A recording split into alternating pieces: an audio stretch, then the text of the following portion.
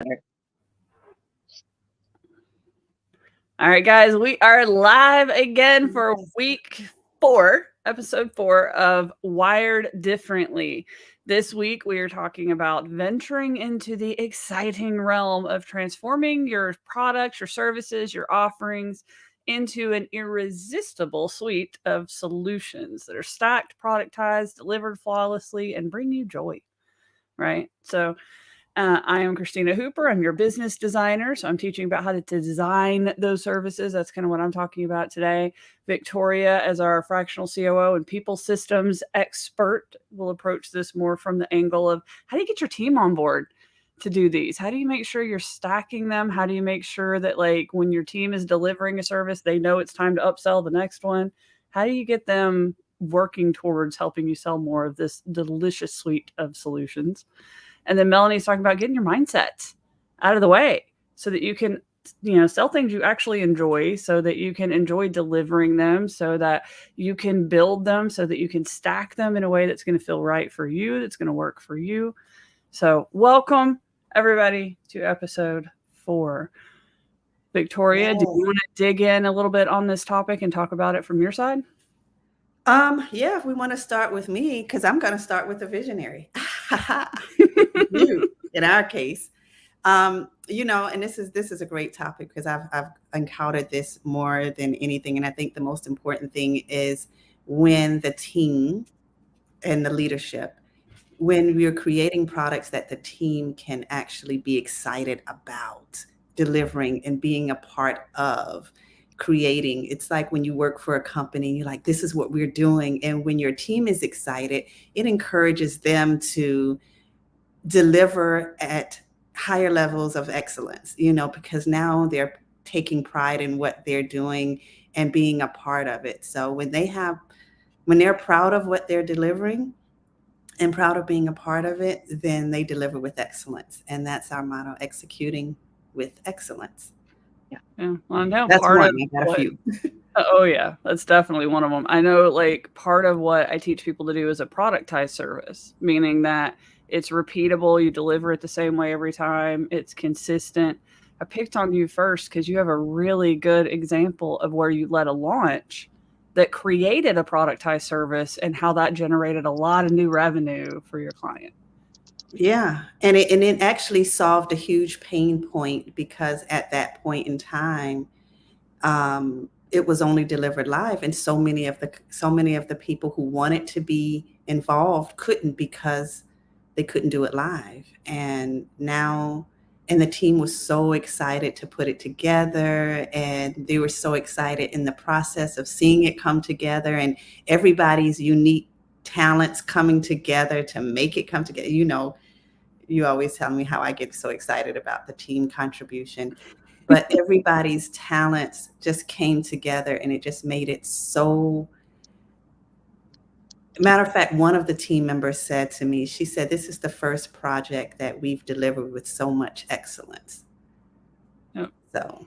And it freed up the entrepreneur a lot because you were taking something they were delivering live before, you turned it into a productized service that could be delivered through a course, and got the team on board to help with marketing it, delivering it, supporting it. And that's exactly the kind of thing we're talking about when we're talking about stacked and productized services is, you put lead magnets into place that got them from a download into doing the paid course. You get the team on board fulfilling all this stuff. Like, once it became productized, the team could take over something that the owner was having to teach. They were teaching it live. Yeah. And it's a 12-month course, I think, too, isn't it? Like, it's not a small commitment. It's a year-long course. Yeah. Yeah. So I mean, that's huge. That's huge to be able to do that kind of thing. I mean, I think it was a lot of money that you were able to generate with that offer. And it's still generating quite a bit. Yeah. Even though I'm not it's if, like, literally they can sustain themselves off of that product alone if they chose. Matter of fact, they stopped selling the other products that they were selling just for cash infusion.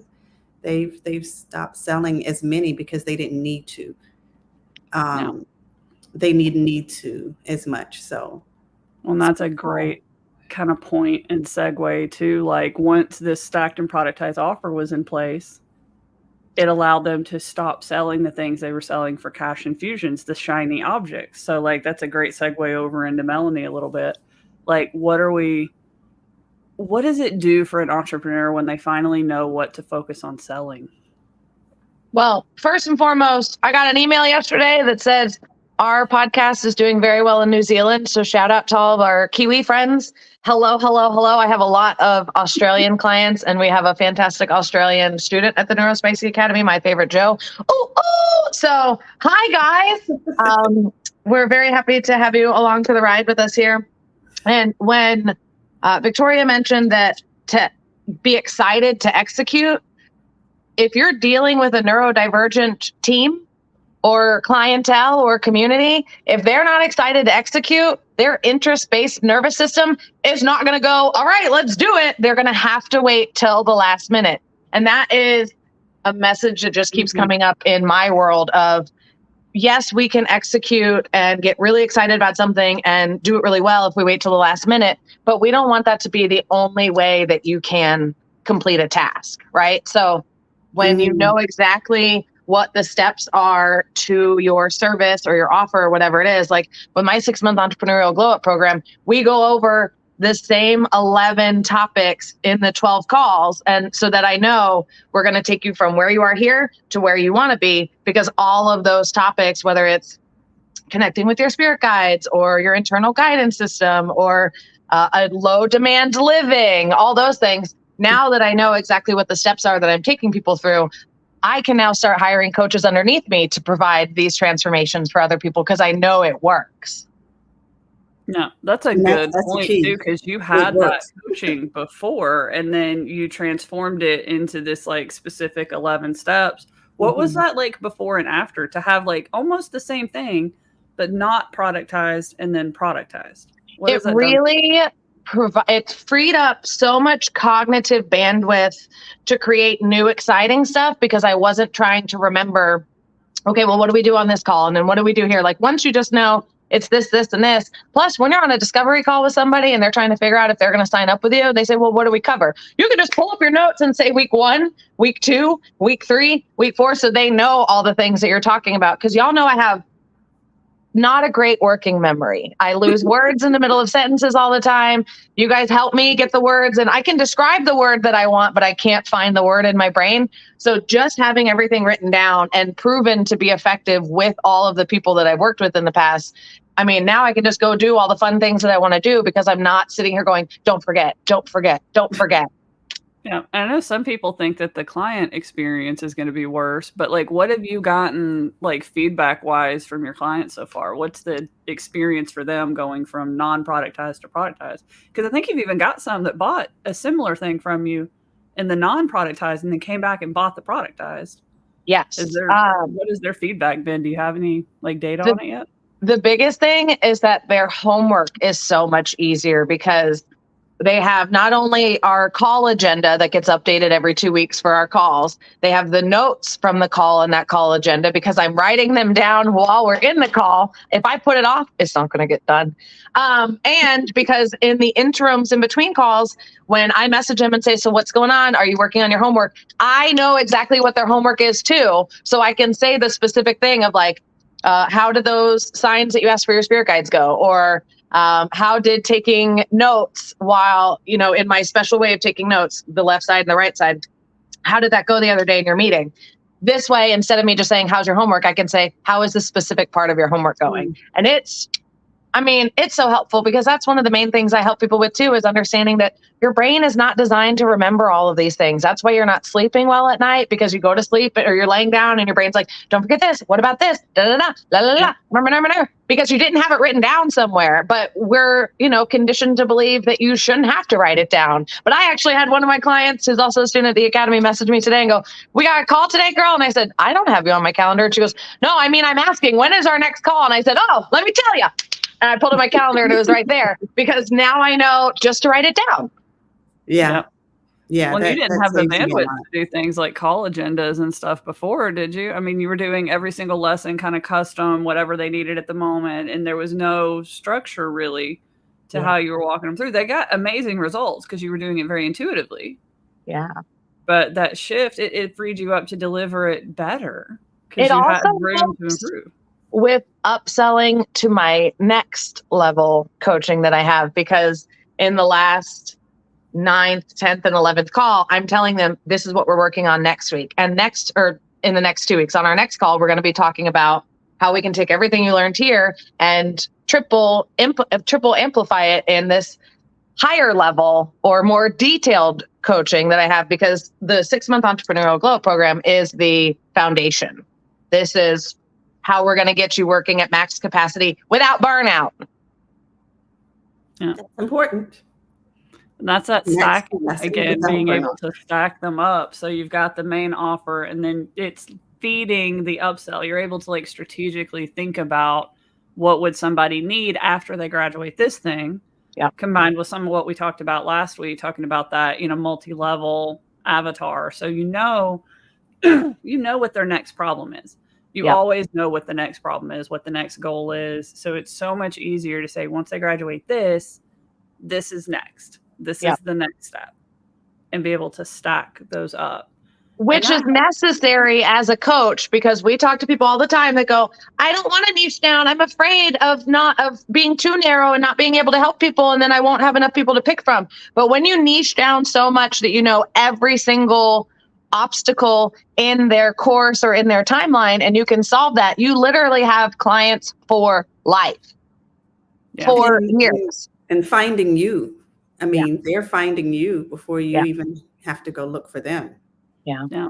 And you become this resource that always seems to know what's going to help them where they are right now, right? Can you imagine if every time you need something, you talk to somebody, your coach, and they just always have the next thing? They just always have a person they can recommend, another product that they have, a different, they always have a solution. No matter what it is you're talking about, you're going to start going to that person every time problems happen. And I know, especially if you're in like a coaching consulting kind of space, one of the more frustrating things is when clients go do stuff without running it by you, without like they go make big changes or they go do something and they don't. See, Victoria's experienced this. You can tell. For those of you watching on video, her face says it all, trying to lead leaders through this kind of stuff. Yeah.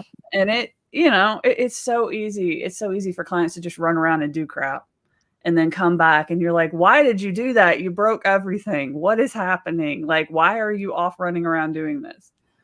And you become that trusted authority now, because it's like, you keep saving me from my problems, or you keep preventing me from even having them. You seem to always know what's going on. Yeah. I'm going to turn to the person who practically seems psychic every time I need anything, every time I have a question. So knowing their journey is so powerful, and it allows you to get your team behind it. They understand this is the mission we are on as a company. Yeah. This is our who. This is what they're up against. This is what we're doing. And that helps you hire the right people who are on board with that, who are excited about that, who share your mission, who share your values, because you shouldn't be hiring anyone who doesn't share your values. Yeah. Just don't hire them. They're not the right fit. But they only know that if you communicate the values.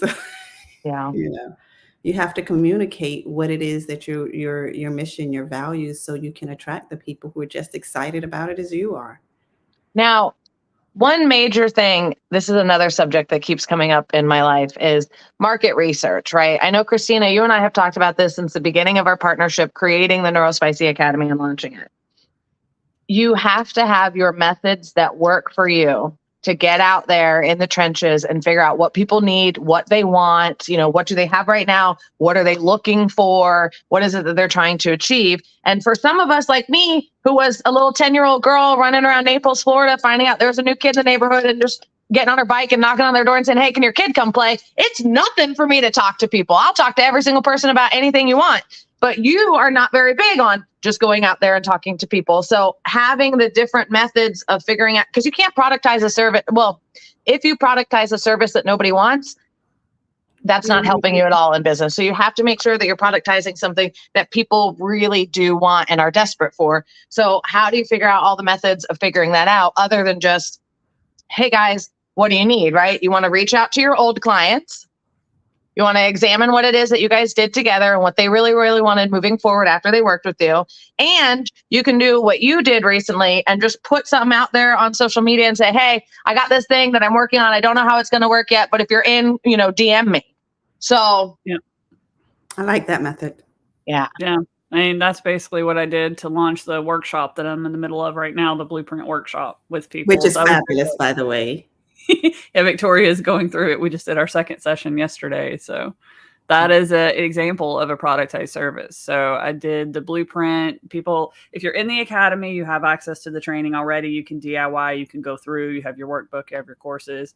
I've done it one-on-one with people, and now I'm testing it in a group environment. So I'm productizing it into a new service, something that I had already kind of systemized a training for. I'm turning it into a workshop that for now I will run, but at some point I would be able to train someone else to run this. It doesn't have to be, even though the Blueprint is my baby, it's highly unique. It's something that I created and invented because I've systemized it enough and I'm practicing how to deliver it and I'm looking for the problems and I'm getting feedback and we're solving in real time for problems. Then I'm going to be able to systemize it and train other people to run it. And that's going to be amazing. Like to be able to do that kind of thing is so cool.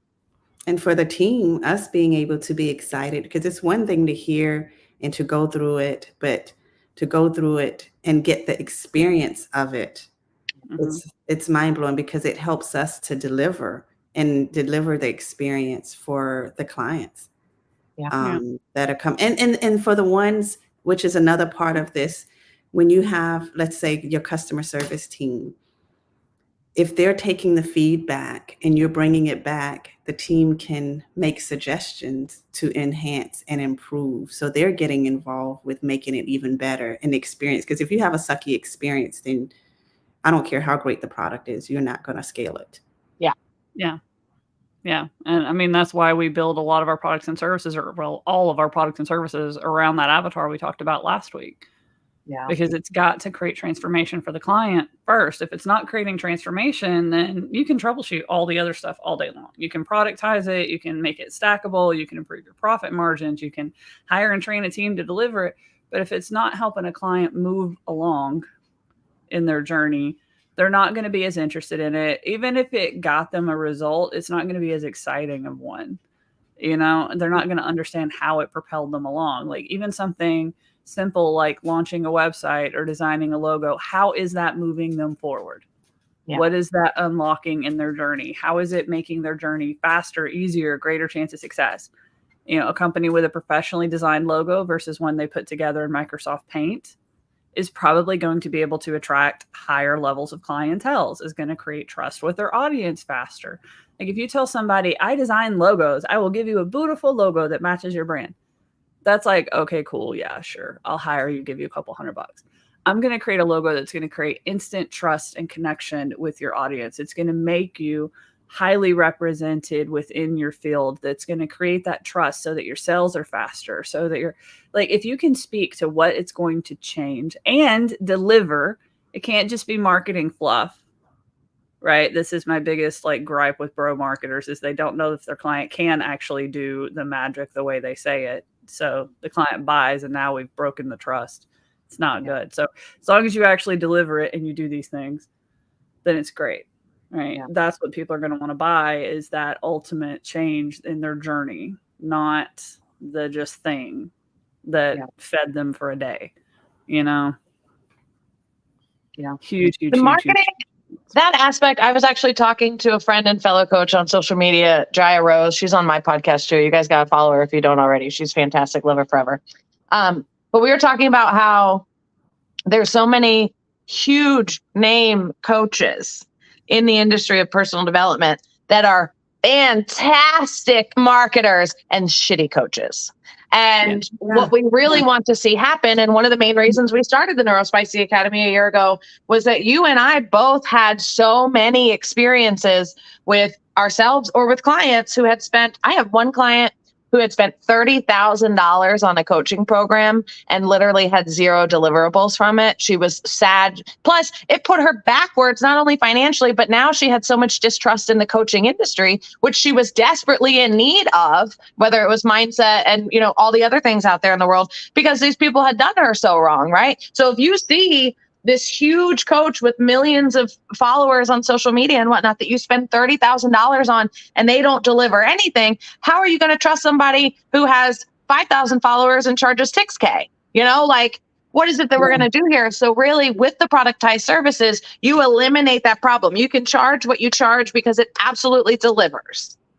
Yeah. And you're connecting it back to that avatar, because it's like the flip side of things that happens in those bro marketery bad schemes is they let people in that don't belong there. Yeah.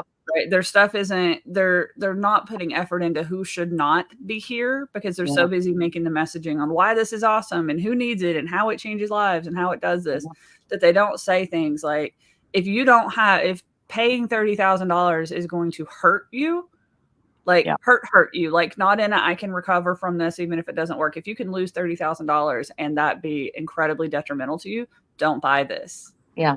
Right. If you don't have X amount of time, if this is not your goal, if this is not who you want to be on the other side, don't sign up. Yeah. Right. And you got to figure out, they're not even clear what that is for you. Like I tell people all the time, if your goal is to just make 5 or 10K a month, you don't want to work with me. I'm going to push you too hard. I'm here for people that are trying to hit 100K months and, just get to where they want to go, big, gigantic dreams. So you really have to figure out how to quantify that for people too. Yeah.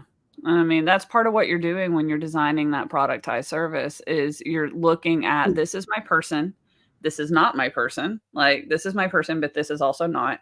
And what is it they specifically need to achieve? And what kind of time frame would they like to achieve that within? And then is that doable, right? So-and-so wants to achieve this in 3 months. Is that doable? No, but 6 it is. That seems like a compromise. Let's say that this is going to be 6. This is what we're going to do to get them from A to B. This is who should not get into this. And all of that when you're designing the product or service. So that's going to go into your marketing. It's going to infuse itself into your sales calls. You and your team is going to be able to spot if you've got somebody who is not a good fit trying to sneak their way in. You're going to be able to troubleshoot in real time because you're going to be like, when I take client, Bob from A to C, at C, they get stuck every time. So how can we prevent these snags? How can we adjust? How can we improve? How can we do it better? So when you're looking at productizing a service, you're looking at what does it ideally need to be? You're troubleshooting it in real time as it goes through for that particular person, for that particular outcome. And you're going to end up with something that delivers at a higher level where you can improve your data on, right? So maybe it does take you 6 months, but you're able to get that down to 4 because of, being able to troubleshoot, optimize, being like, well, this is what was taking this part a little too long and this part a little too long. And if we clean that up, now we can get to 4. And it just lets you do better things. You can improve your profit margins. You can improve your outcomes. You can improve your marketing. You can improve your messaging. You can get yourself out of the delivery of it. You can automate certain steps with AI. You can hire assistants to handle steps that are, background data. Melanie mentioned checking in with people on how they're doing. That would be an easy peasy thing, even before you can hire a sub coach, to hire an assistant. Yeah. To go in once a week for a couple hours and do check-ins with all of your clients. And they wouldn't have to have talked to the client because you said that in week 4, this is what we're talking about. Yeah. This is what the homework is. And you're making those client agendas. And what does that enable you to do? Give it to an assistant. Yeah. They have access to all that same data, so they can follow up and check in on your behalf. And then they can surface up any responses, or they can make you a nice little summary of the conversation that you can read before you hop on the next call. The client gets an amazing result. You free up your time. It's also helpful just from the marketing perspective, because in my entrepreneurial glow up program, every person gets sick in the first 3 months. Usually it's between 4 and 8 weeks, but it ranges depending on how much somebody was doing, how much they were overworking themselves when they come to me. But every single person has a cold-like sickness in the first 3 months of my 6-month program, because energetically, mentally, spiritually, physically, emotionally, mentally, your body is purging all these old belief systems and all these old thought processes. And that means there's stored trauma coming out, which means that there's toxins in that stored trauma that's coming out. And because you are still pushing yourself too hard. So it comes quick, hard, and fast.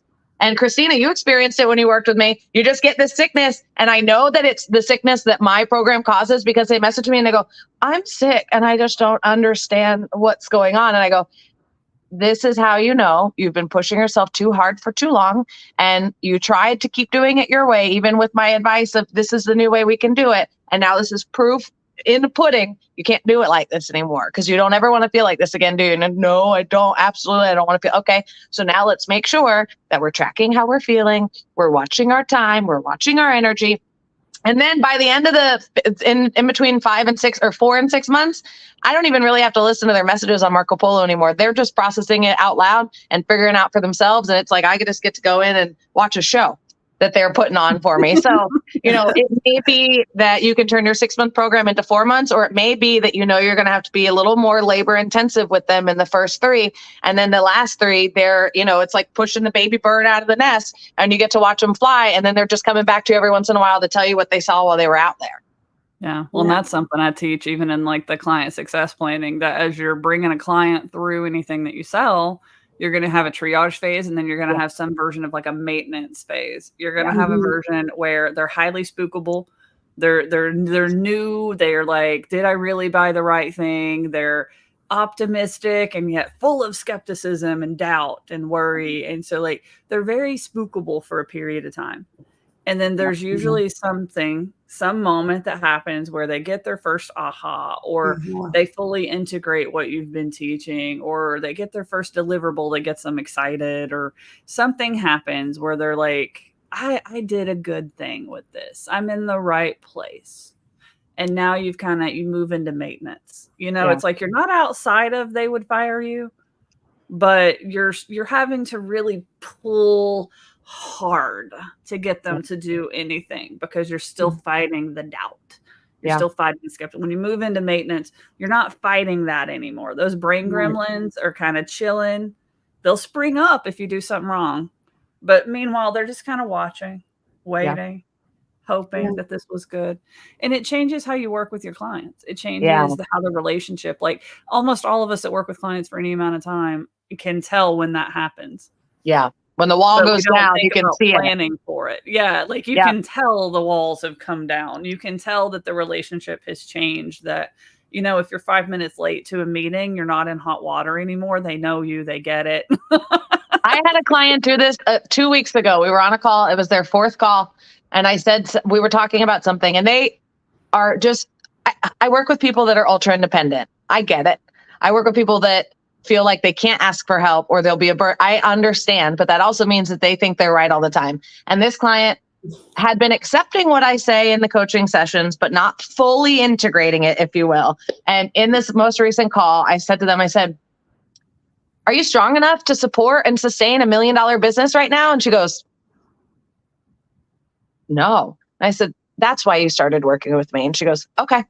And her whole demeanor changed. And now every single thing I say, she absorbs like a sponge, and she's like, yep, okay, yep, okay, yep, okay. Because you're going to find that moment, whether you're a consultant or a coach, or whether you're running your team, you're going to find that moment where you say the right thing to them, where they finally go, oh yeah, this bitch actually knows what she's talking about. And I remember now why I hired her, or why I work for her, So don't get discouraged if it takes a little longer than you think it should. Yeah, it's part of the process. Yeah, I can see it at different points with mine. And I can notice even with slightly different types of clients. So like the ones who have gotten any kind of background in marketing or messaging or sales, or as soon as I talk about the avatar that we talked about last week, they're just like, oh, I get it. This is brilliant. Like in the workshop, our website development guru guy, he's got a lot of experience in that kind of stuff. And you could see, he was just like, I see.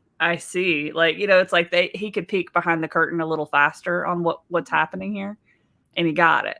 My ones that are less experienced in marketing and messaging, and more like your normal typical entrepreneurs, I guess, so to speak, they usually have it around pillar 4, where we start dealing with client acquisition, marketing, sales, getting really creative with different strategies that work for their brain and all that kind of stuff. Now they're like, oh, I know how to go find my clients. And they get really excited about that part.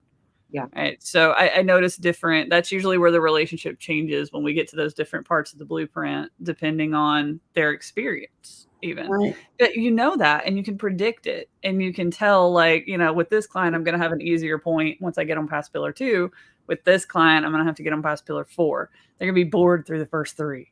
Like, they'll do the work, but they're not going to get it until 4. Yeah. You've probably experienced similar things too, haven't you, Victoria, with your clients? Like a moment where yeah. Especially, with me, and a great deal of my experiences in marketing. Now, when it comes to the people side, they're usually a little bit, because they've seen how, if they're wanting my people side help, they're usually not there until they got a problem with the people. So they're usually. I bet you this happens with the staff too. That kind of triage to maintenance phase. I don't deal with the people system. Oh yeah, the staff part, but a newly hired staff member is going to be spookable too. Newly hired, or you coming in as like if you're coming in as a consultant to a staff, the resistance is there, because especially if they've been traumatized by a toxic work environment. Yeah. When you come in, they don't really believe that you can make it better. Or they believe that's why a lot of places don't trust HR or don't like HR, because it's like, HR, well, you work for the company, you're not really here for us. So you have to go in there and work with them and gain their trust and understanding, and also advocate for them because they don't trust anybody. And so it takes them a minute to open up. I haven't really had, because me, but it's there, and they're like, yeah, we tried that, and they're not going to change.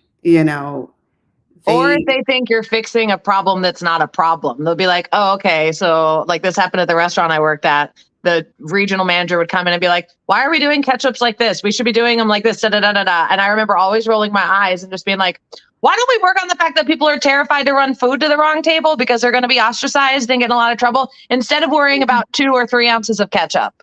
Yeah. Right. So, but you do such a good job of getting in there and getting to know each part of the staff and figuring out what their perspective is, what their experience is, because as much as anybody else what the owner of the company and the manager of the company says is the problem versus the people that are working in the day and day, what they say the problem is.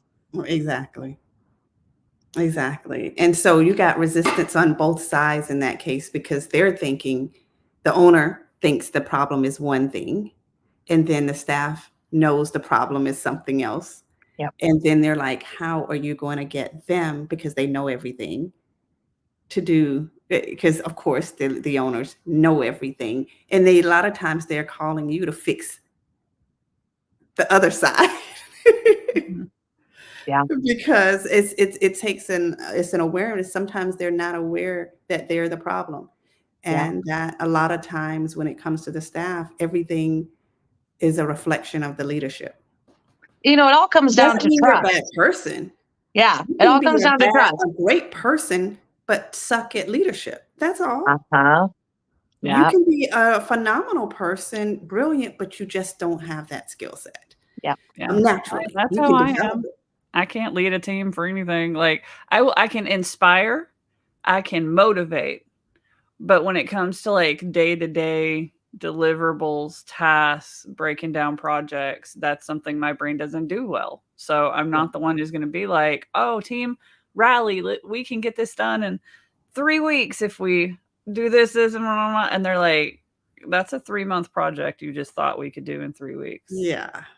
And like, that fundamental skill set that I don't have to break down something and to tell how long it is creates so much trauma and problems that I'm not equipped. The difference is you're aware. Yeah. After 17 years of doing it the wrong way, you're aware that, I might be the problem. it's a big difference when they're not aware that They're all skills that you learn, right? Leadership is a skill you learn. Emotional regulation and control is a skill you learn. Planning and prioritizing. It all boils down to executive functioning. And we talk about this all the time, where my best executive function is planning and prioritizing. I actually have past clients who are now members of the Neuro-Spicy Academy that'll message me and go, so I have like 10 things that I'm supposed to do, but you're so good at organizing them. Do you have 5 minutes? I go, yeah, come on. What you got? Let's put B&K Tina did this yesterday on campus. I love planning and prioritizing it. You give it to me. Absolutely. But working memory, no idea. I don't know what I had for dinner last night. I don't know. I think this shirt is clean. Like the memory it's not there. So instead of trying to get really good at that, I'm just going to support that as much as possible with accommodations, like writing things down. You want to know how many notebooks and pieces of paper I have floating around my house with pens right on top of it? A lot. But that way I know that it's written down somewhere. I don't have to worry about it anymore. And, Christina, for you to accept it and be like, I'm not the motivator. And I'm like, I can motivate. That's what, yeah. I can carry it out. Yeah, absolutely. You tell me what you need. We'll do that. And, that's why partnerships are so helpful. We have students at the Academy who are entering into partnerships with other people. And it is so exciting to watch that blossom, because we can't be everything. We just can't be everything. Yeah. We're stronger together. Yeah. And I'm the exact opposite. It's like my working memory is overactive. Yeah. I remember everything, and it's on a loop in my brain all the time. Like I can recall websites I was scrolling last night before bed, and I can tell you where I found them. I can remember the web address. I can remember what it talked about. So like my working memory is overactive, almost bordering on eidetic. If it's something that I want to remember, or I even kind of was vaguely interested in, I'll remember it. But my planning and prioritization skills, garbage. It all, because to me it's all connected, swirly. Like if you do this, it's gonna like butterfly effect. A butterfly flaps its wings and then a tornado happens across the, like that's what happens when I try and organize my to-do list. Is this one little thing is going to impact that thing and that thing and that thing and that thing and that thing, and like my brain predicts the tornado across the world.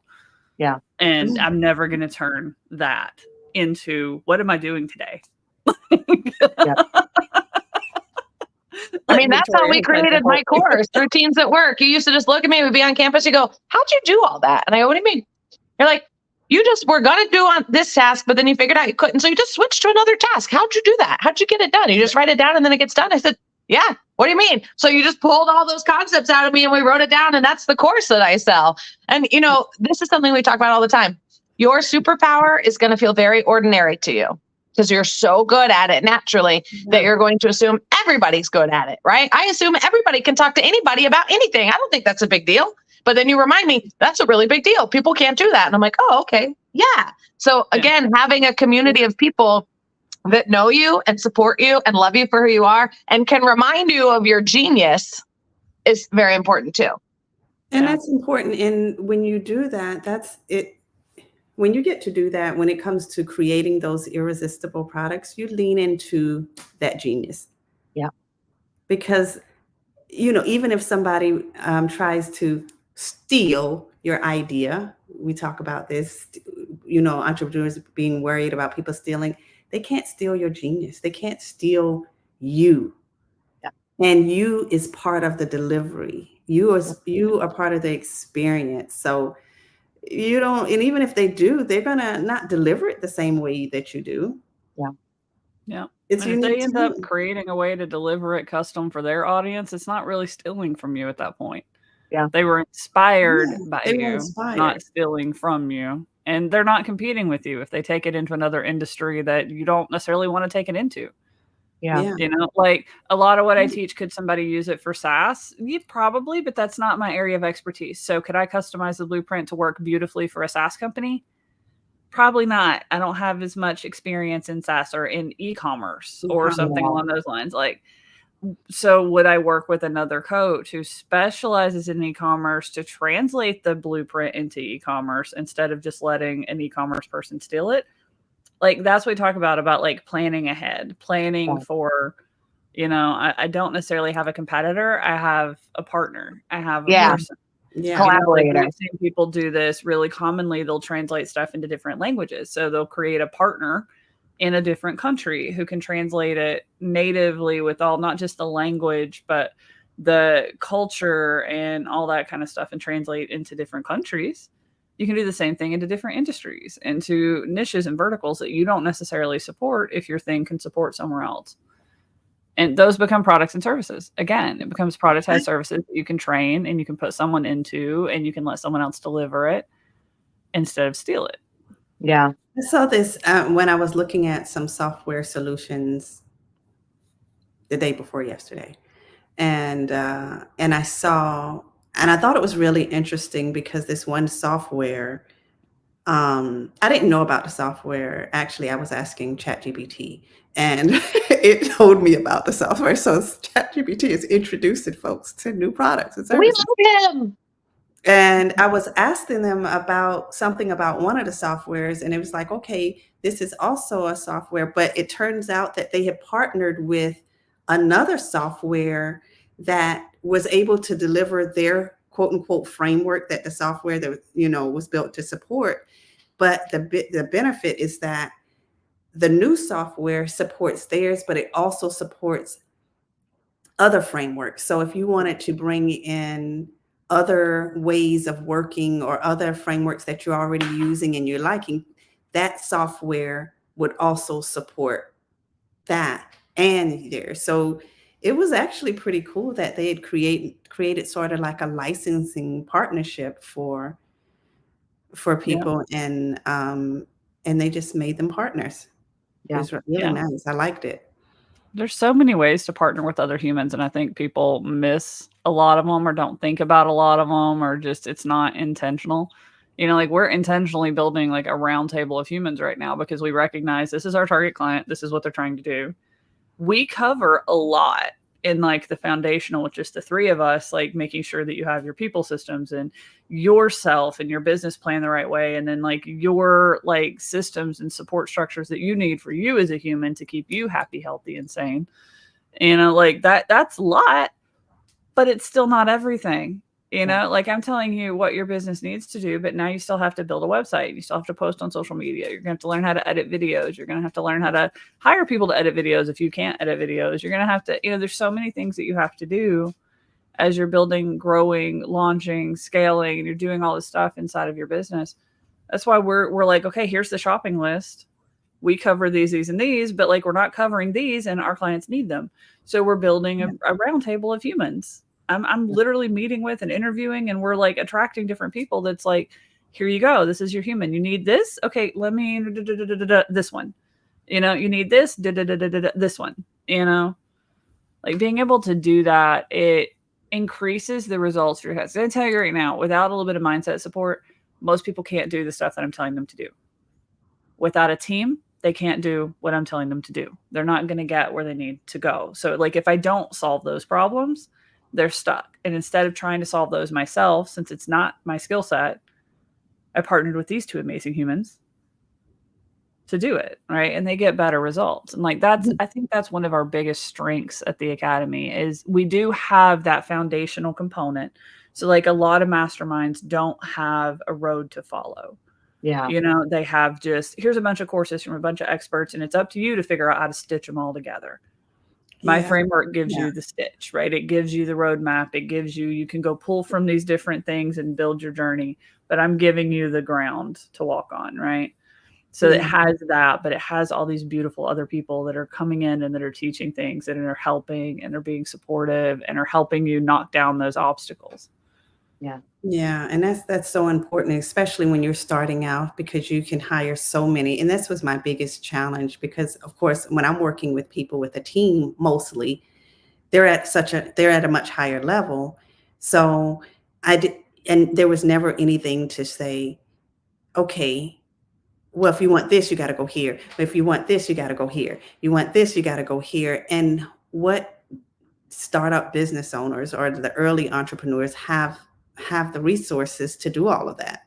It's very, very difficult. So you make all of those mistakes, you lose a lot of money, you lose a lot of time because you don't have the support, and God forbid you get the wrong coach, which is very, very common because you don't have the guidance to know who the right one is.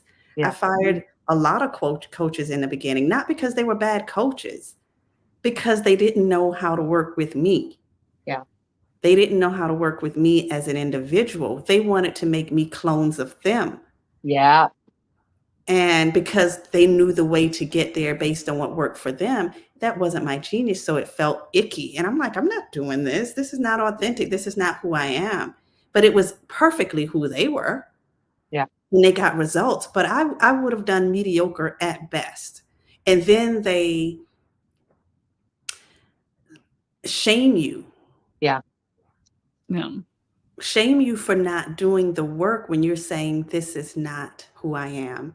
Yeah. This is not authentic to me. And then what does that create? Mindset issues and, you know, all of this trauma, because now you feel like you suck and you're lazy, but you know you're not. You're just working hard at something that is just not right. You know, you're the a leader and all the wackadoodle people are until it doing it. works. Yeah.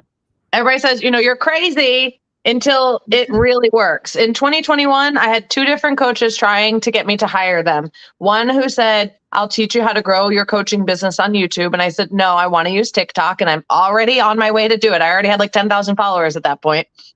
And another one was like, I'll teach you how to grow on Facebook. And I said, I don't want to use Facebook or YouTube. I want to use TikTok. And now in 2023, I saw both of them trying to grow their accounts on TikTok. And I said, oh, right. But I listened to my inner guidance system. I said, no, this is what I want to do. This is what I want to do. This is where I like to be. This is where I get the go-go juice in my brain. This is where I have a good time. This is where I make my impact. Yes, I'll be over here on Instagram a little bit. Yes, I'll be over here on YouTube a little bit, but I want to play on TikTok. This is where I like. I have a client who does so well on LinkedIn, right? I try. I just don't like it over there. So that's not my major avenue of, you know, connecting and building my community, which is good. So good for you for being with the wrong coaches and saying, guys, this doesn't feel right. Right. I mean, I just like, you know what, this is not going to work for me. And I never said that they were bad coaches. They just, when I met the one she knew how to help me get where I needed to go while still being me. Matter of fact, help me. She's the one that helped me discover what my genius was to begin with, because when it's so second nature, you don't think about it. Christina reminds me of this all the time, because things that, and that goes into the creating the services, irresistible, because to me, it's just. Yeah.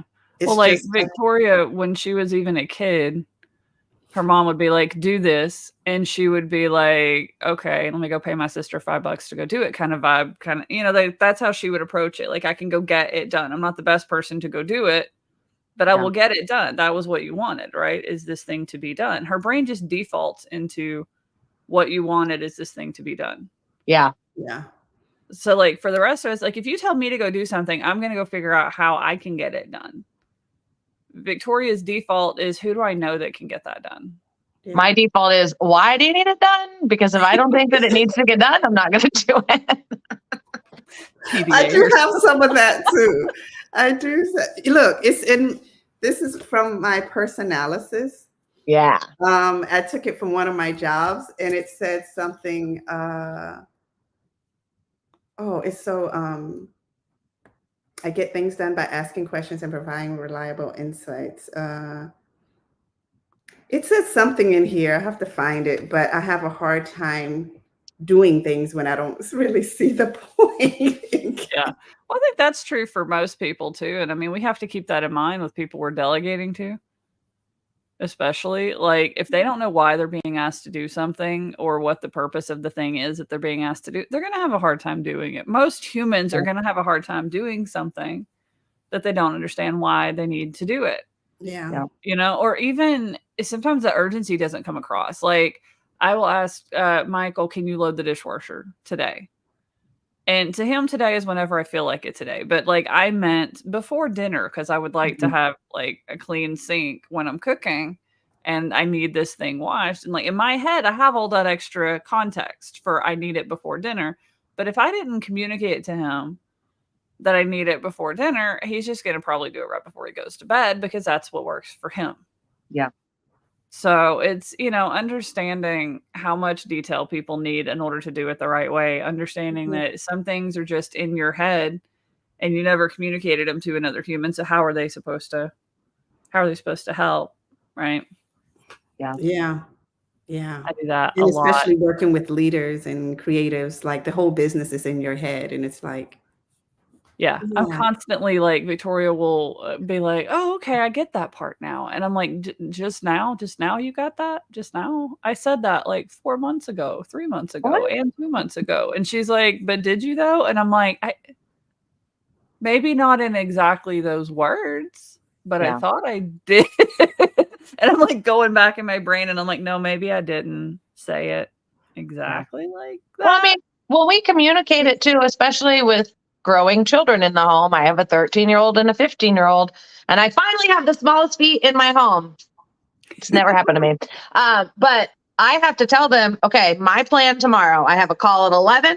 I have a call at 2. I'm going for my walk at 4. We need the floors vacuumed. We need the dishes done. And I need you guys to clean your bathroom. That can't happen between 11 and 12, between 2 and 3, and would be fantastic if you did it while I'm out of the house at 4 p.m. until 5:30 on my walk, right? But I had to communicate those details to them in the beginning so that they understood what I was telling them. Like, okay, this is when it would be ideal for you to do it. But because I'm demand avoidant and I know they're demand avoidant, I don't tell my kids, you need to vacuum at 1 p.m. Like, I'm not going to do that. They're just going to go, fine. And like, now I understand why I used to say that kind of shit to my parents, because my parents were trying to boss me around all the time, to the point where when my mom met my husband for the first time when we were dating, one of the first things she said to him was, you know, you don't really tell Mel what to do. And he goes, oh yeah, I know that. And I was like, oh my God, he's the one. I didn't even have to tell him not to tell me what to do. He just saw it in me and never told me what to do. And that's one of our jokes too, is I'd be like, I'll do what I want. And he goes, you always do. I'm like, yeah. So, you know, the more communication, the better, but using the proper terminology, right? We don't want to speak in a way that makes somebody, and this is very true for your team, right? You don't want to speak to somebody that makes them feel like you're talking down to them. Never. You don't want to use certain terms that are very triggering to their autonomy, like should, need to, have to, you know, and using the why, you know, the dishes have to get done between 3 and 4 p.m. because my office is right here and the sink is right there. And I can't hear my client if you're farting around in the sink and the water's going and the dishes are, you know. So once they understand it and they go, oh, okay, then they can start to structure their day around those demands too. You know, people just got to start getting more thoughtful about it. Yeah. Same thing happens with clients too. It's hard to get clients sometimes to tell you that, like, oh, I don't like morning meetings, or I don't like when you send me long emails. I would rather have shorter, multiple emails instead of one big long one. Or, you know, like learning some of those things about how your clients communicate, that stuff kind of plays in too, to whether or not you're going to be able to get your products to be successful. Because if you can't get your clients to do things, you can't get your team to do things, it doesn't matter how much thought and effort and design and, you know, stuff that went into it all. You have to be able to do those. If you can't get yourself to do the things, like I have sold things I can't make myself do. Like my brain hates it. It doesn't like it. And it's like, it doesn't matter. Like I could sell it. It could be so profitable. It could be so successful, but like, I don't like it. And now I can't do it. And now I'm miserable. And like, I've imploded my entire company several times throughout the years because we had tons of clients buying tons of things that I didn't have any interest in. I wasn't excited by them. And I didn't have the team built up to take over. You know, I didn't have a team full of people that liked doing those things that could take over and get me out of it. I still had to touch it. And if I had to touch it and I didn't like it with a neurodivergent brain, that meant nothing got done on time or got done as well. Or, you know, it was usually a late night, deadline fueled, coffee fueled session of madness that is not going to give the best result. Even if you got it done. Just saying. Because when you're out of flow, 2 a.m. chugged full of coffee and desperation. I've never been there. I don't even know what you're talking about. No, I've never done that ever. Every term paper ever. Every term paper. I was in college for 6 years. That was every term paper ever. That was all of high school. That was my 8th grader just getting into that this past semester and having to play catch up in every single class. Yeah, I think I figured out that's why time blocking doesn't work for me. It works as a great daily planning strategy for a lot of people. They time block out their day, but that turns into nonstop deadline mode for me.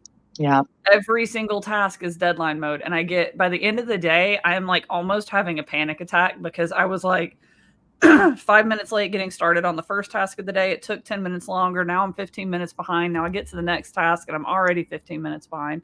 And then that one takes longer than I thought it would too. And it's like, by the end of the day, I'm like a full 2 hours late starting the last task. Yeah. And I'm like, what is happening? And like, there's no way I can get all this done and it's going to bleed into tomorrow, but tomorrow's already full too, boss. What do we do? Oh my God. By the end of the week, my like, all of the tasks have rolled downhill into this is impossible. Yeah. I think time blocking is effective for those ADHDers that are like, okay, well, I'm going to completely detail out my schedule. So from 7 to 7:05, I'm brushing my teeth. From 7:05 to 7:15, I'm taking a shower. Da, da, da. No, ma'am. From 7 to 9, you're getting ready. From 9 to 11, you're doing some work. From 11 to 1, you're taking a little breaky poo, a little, whatever. From 2 to 3, you're taking your nap. That's what we're talking about for time blocking, right? Because that's how I look at time blocking. Every single one of us, we just sit there. Yeah, and you're like, okay, I'll just create this routine, and it's going to fix my whole life. No, I don't. If my thing is, did it get done today? Yeah. And see, did it get done today? Like it's an aspiration. I'm going to work on this from this time to this time, but I don't look at it because you get very literal, Christina. Yes, with certain things, you get very deadline. Like nap is supposed to happen at 2. I'm like trying to frantically wrap stuff up and like get back over to like. I'm like practically sprinting to the bed and like 2:10, 2:15 being like, okay, sleep. And trying to figure out why that's not working. Yeah, no, that's I've had to like intentionally do it. When I try and get in bed on time, I notice that's what happens. I'm like, I'm gonna get into bed at 10. I'm gonna get into bed at 10. And I create such frantic energy to try and get in the bed by 10 that by the time I get there, I can't sleep. Yeah, your nervous system is like, it's time to sleep. What? Okay, great. No, not possible. Yeah. No, like that's why David laughs at me because like I want to do the like nighttime shutdown routine before I sit down to eat dinner, right? Yeah. So like the stocking the waters and the sodas, turning off the lights, making sure the washing machine's empty. We have like a list of closing duties on the fridge. And I will go downstairs and I will run around like a crazy person. I will get all of those done while my plate of food is sitting there getting cold if somebody else cooked dinner that night. Because once I sit down to eat dinner, I slow down. Yeah. And I don't want to speed back up right before bed or I won't be able to sleep. So if I have any hope of like a 10 to 11 p.m. bedtime, that's the only way it's going to happen. I have to get all the frantic energy out before I even eat dinner. That's my late night, 10 to 11 p.m. bedtime. Yikes. That's early and I'm striving for it and I still have not been able to make it happen. By that time, ready to. I'm getting up for the first time at 11 p.m. Yeah, I took my dinner to bed at 10 p.m. last night. And I was like, because Theo's staying with Bio Dad, so we weren't all sitting around watching TV with dinner. So me and David just like brought our dinners up and like ate them in the bed last night at 10 o'clock. I think I remember seeing about 1:32 p.m. on the clock before I fell asleep. So I don't know. I went to sleep some point after 1 a.m. I don't know. Nope. I like my sleep. I'm in the bed. Yeah. Well, but the productize services wake up like 9. Help us do that. Yeah. To bring it around. Yeah. It does. Yeah. Circle it back around. I love that. Yeah, it does. Yeah. Because you know how long things take to deliver. Yeah. You know where your sticking points are. Yeah, it's so true. Hey, we got a troll. Woo! Yeah, finally. What'd they say? I don't even know if I should put it on the screen. It's nothing good. Okay. Issue of paralyzed. Oh, that's something we tell people to celebrate. Say it out loud. I can't see it. Can you not see it? Okay. I can't see it. You can't see it? I can't see it. Satan told me something on October 10th. What? None of us are paralyzed. What is he talking about? Oh, he's talking about me. Oh, Oh, is he trolling you? Hey, look, we've been polarizing Thank enough. you for Woo! being my first troll. Wow. Ah, I'm motivated. Oh, golly. I love Oh, trolls, y'all. This is something that we teach too at the academy. Is we teach to celebrate yes. your trolls because, like, Yes. Yes. if you're not Yes. You creating come in here haters, you spouting can't create evil. raving fans, right? You can't create these amazing raving fans that will defend you, that will support you, that will tell everyone about you. You can't create people on that side of the spectrum if you're not creating people on the other side too, right? Like Yes. you've got to have some stuff that is a little polarizing. It's a little, so we have become so polarizing in our diversity that we attracted a troll just strictly on the fact that we exist together. Should I tell him that, one of the reasons you wear a head covering has to do with, protecting your energy and your peace from other people? That's one of the reasons why I wear a head covering a lot of the time too. Mm-hmm. Would that piss him off? You should tell him I'm a witch. Let's see what he thinks about me and the devil working together. No, I'm just kidding. I don't work with the devil. No. But I am a witch. So let's see if that gets him fired up too. Ay, caramba. Of course, it's never mind. I won't even say it because I love all of our friends in New Zealand. And if there are men in New Zealand that listen to us, I'm sure they're much cooler than this dickhead. We're going to ban user and delete their comments now because Yeah, nobody. you were fun for about 3 seconds, but Yeah, you're we entertained the troll just long enough to figure out what they were trolling about. So I can't believe in 2024 somebody is that comfortable expressing hatred towards a protected class of people. And hatred, and then accuse you of being the evil one. That's the part that gets me. It's like, I know. I'm spitting all this vitriol and evil, which Jesus never spoke of in that way. But you're the follower of Jesus, and you're in here promoting evil. Yeah, okay. Why were we taught to fear the witches and not fear the people who burned them? Mm-hmm. I'll just leave that there. Just leave that there. Thank you, Mr. Troll Guy. An important lesson because, like, y'all, right as we're wrapping up our show here today, do y'all see how we handled that? Y'all see how we handled that? Do y'all see the excitement and the joy? Did that ruin our day in any way, shape, form, or fact? That gave us the best laugh off to wrap up a live show that we could have asked for. Instead of going for a walk, I'm going to go skipping because that was so exciting. Yes, that's how you have to handle that. Because I mean, and I'm like, you're going to have that. You're going to create that as you grow, as you do more. That is going to become. And I hate it. I hate that this is the world we lived in. That's normal. But you will get the trolley trolls probably more than you get the raving fans, especially for a while, because your raving fans are nervous. They're good humans. They don't want to offend you. They don't want to say something bad. They're nervous that you might notice them. So you're actually going to see more trolls before you see more fans. More people would put themselves out there. Big enough that the trolls are afraid to say something because of how big you are. Yeah. Yeah. It's a good, I love that we got to demonstrate that live in real time. We should have a whole episode on, because that keeps people from getting out there on social media. It does. You're great at that, Melanie. You're great at getting out there and helping people get out there. But most people, they watch that because when I see a video, I go to the comments and it's always somebody. I'm like, why don't you just shut up? Yeah. Like, especially if someone is doing something positive, or they're sharing something, it's like they just have to get in there and just say something negative or hurtful or demeaning, and it's like, why? Yeah. There's one saying that really helps me, and it is, why would you expect somebody to like you that doesn't even like themselves? Mm-hmm. Yeah, I mean, you have to be very miserable to get joy out of doing that. I can't imagine, even if it's something I don't agree with. Yeah. I just move on.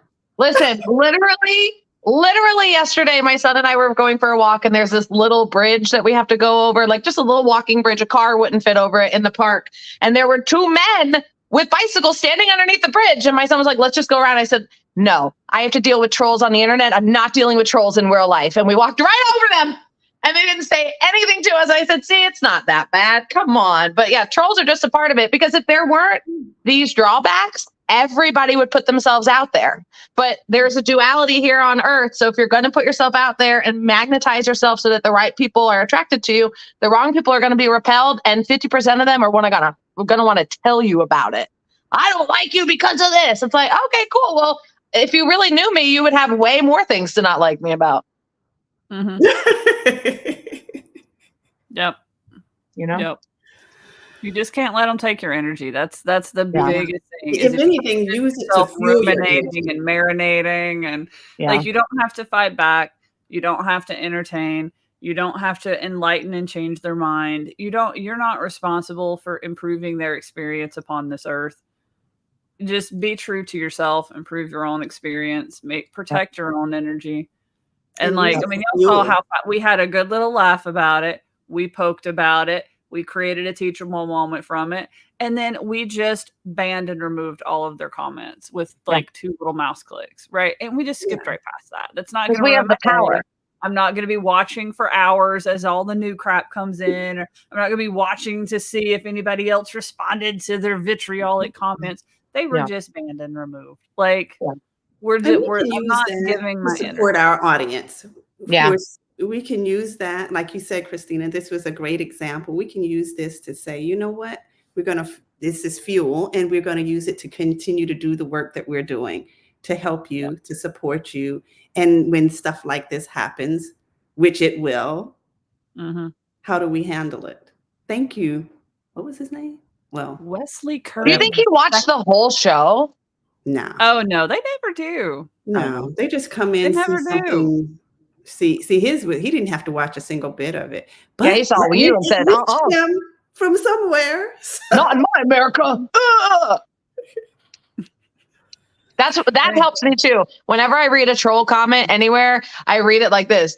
And I'm like, see, I wouldn't take anybody seriously in real life that talks like that. So I'm not going to take this person seriously either. It helps, right? To give them like that voice in our head that just like, you can't do that. They're like, okay, buddy. Are you okay? Have a great day. Yeah. Oh, that was fantastic, though. I love that. All right. I know we went over by a little bit, but I mean, like, y'all, this was real life. It happened in real life on the live. If that crap is preventing you from going live, just do what we did. Just play with the troll and have a good time. Hey, or if that's not your style, you can just when you hit the button to block them right there and move on. Yeah. You know, like. Yeah. I know Melanie does that when she's got trolls in her live. She'll just be like, off with your head, off with your head. Yeah, I don't know. Not in my world, honey bunny. No, this is my show. When I go live on TikTok or Instagram, I'm running the show. Everybody knows the vibe. They're going to have a good time. And if somebody comes in to disrupt that, bye. Yeah, it's like you've got a nice little block list of words. It's like, so every so often you'll see this. Some comments were filtered to protect the community or something along those lines. It's like, somebody said something audacious. Yeah. She said that so many times that there are people that come to the lives all the time. They'll actually post like she said something. You know, they said something audacious. Or like, I say, ooh, something was blocked. But if you were saying something nice that just happens to have a word on my naughty list, spell the word out with spaces in between the letters because we do still want to hear what you say. But if you were saying something mean, bye. Mm-hmm. Yeah. Yep. Because there's a lot of words on there. I had to add the word mommy to that list, and I'll let your brain go with why I had to add mommy as a no-no list.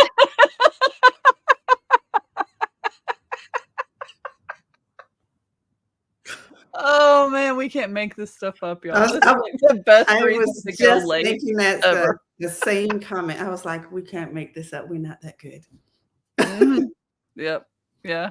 Oh man. All right. That was a great end note, you guys. I will pop our little banner up here. If you want to get reminders, if you want to be able to email us questions for us to answer live on the show, head over to neurospicyacademy.com/show. You can subscribe to notifications. You can reply to our emails each week and submit some questions, or, you know, check out past episodes, watch the replays, all the good stuff. neurospicyacademy.com/show. And we will see you again next week. Same time. Next week is going to be super fun. We are talking about client acquisition, so marketing, sales, etc. how Love it. you make the money My flow, second how you favorite make the topic. clients come to you magnetically. That is what we're talking about next week. So come back next week with your questions. Subscribe to the show, email questions if you can't make it live. And we will see you next week. Out. Peace out, guys. Bye. Bye.